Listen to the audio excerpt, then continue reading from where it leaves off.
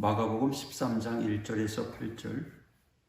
예수께서 성전에서 나가실 때에 제자 중 하나가 이르되 선생님이여 보소서, 이 돌들이 어떠하며 이 건물들이 어떠하니이까? 예수께서 이르시되 네가 이 건물들을 보느냐? 돌 하나도 돌 위에 남지 않고 다 무너뜨리리라 하시니라. 예수께서 감난산에서 성전을 대하여 앉으셨을 때에 베드로와 야고보와 요한과 안드레가 조용히 묻되 우리에게 이르소서, 어느 때에 이런 일이 있겠사오며 이 모든 일이 이루어지려 할 때에 무슨 징조가 있사오리이까? 예수께서 이르시되 너희가 사람의 미혹을 받지 않도록 주의하라. 많은 사람이 내 이름으로 와서 이르되 내가 그러하여 많은 사람을 미혹하리라. 난리와 난리의 소문을 들을 때에 두려워하지 말라. 이런 일이 있어야 하되 아직 끝은 아니니라. 민족이 민족을, 나라가 나라를 대적하여 일어나겠고 곳곳에 지진이 있으며 기근이 있으리니 이는 재난의 시작이니라.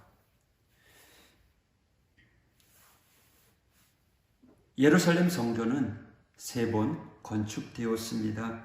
솔로몬이 건축했고 수룹바벨이 바벨론 포로에서 돌아와 건축했습니다. 이 수룹바벨의 성전은 포로 생활에서 돌아온 이들의 열악한 재정으로 지었기 때문에 그리 화려하진 않았습니다.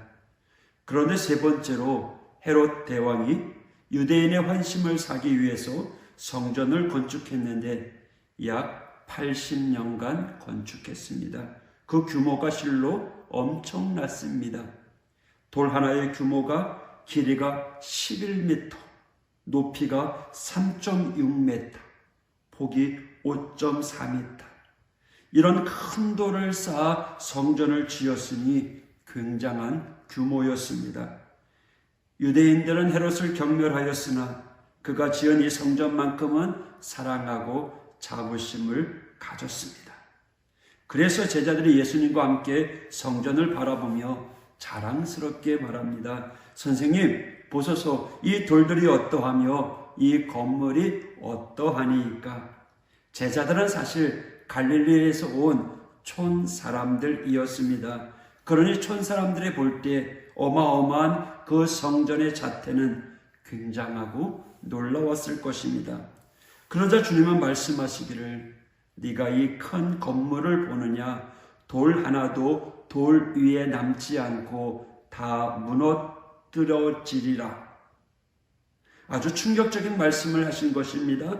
곧 예루살렘의 멸망을 이르신 것입니다.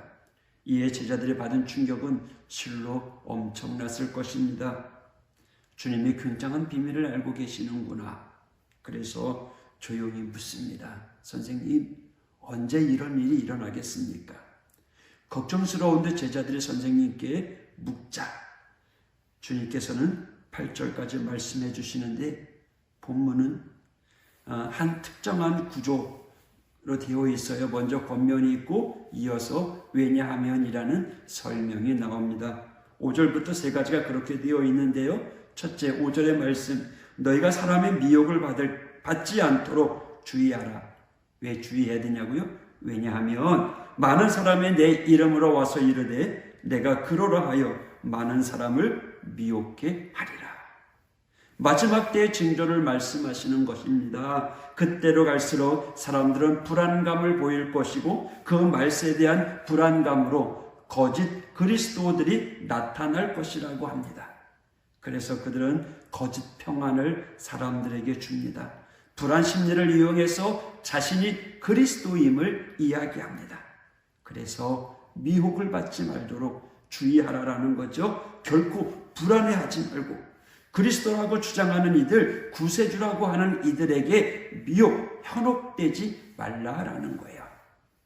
둘째로는 7절에 난리와 난리의 소문을 들을 때 두려워하지 말라. 왜냐하면 이런 일이 있어야 하되 끝은 아직 아니니라. 여기저기 뒤숭숭한 난리 소문이 들릴 것입니다. 그렇다고 해서 이제 끝장났구나 하고 두려워하지 말라라는 거예요.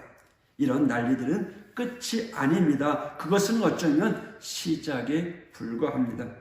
그러므로 난리 소문을 들었을 때 불안해하는 것이 아니라 우리의 신앙을 점검하고 더욱 소망을 확실히 해야 될 것입니다. 셋째로는 8절에 민족이 민족을, 나라가 나라를 대적하여 일어나겠고 처처에 지진이 있으며 기근이 있으리니 이는 재난의 시작이니라. 오늘날도 그렇지만 앞으로 이런 일들은 더욱 거세질 것입니다. 민족들이 서로 싸우고 나라가 싸우고 그리고 지진이 더욱 왕성하게 일어날 것이며 처처에 기근이 있을 것입니다. 이것이 우리의 모습입니다. 이것들은 무엇을 말해줍니까? 마지막 때가 되었다. 마지막 때의 재난이 시작되었다는 것을 알려주고 있습니다. 사랑하는 성도 여러분, 이럴 때 우리는 우리의 신앙을 점검해야 됩니다. 약해져 가는 것이 아니라 이럴 때일수록 더욱더 신발끈을 굳게 묶고 주님의 제단에 나와서 더 열심히 기도하고 주님을 붙잡고 주님을 의지해야 됩니다.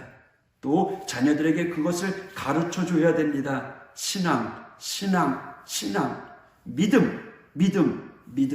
그러지 않으면 다 잃어버릴 것입니다. 세상은 성도를 끊임없이 사람들은 미혹할 것입니다.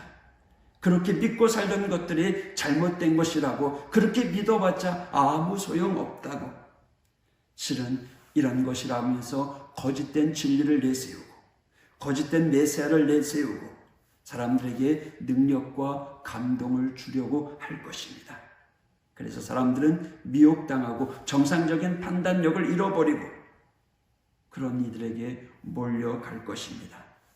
세상에서 들려오는 이야기들, 우울하고 불안하고 두려울 것입니다. 난리의 소문이 들려올 것입니다. 그런 모습들이 보일 것입니다.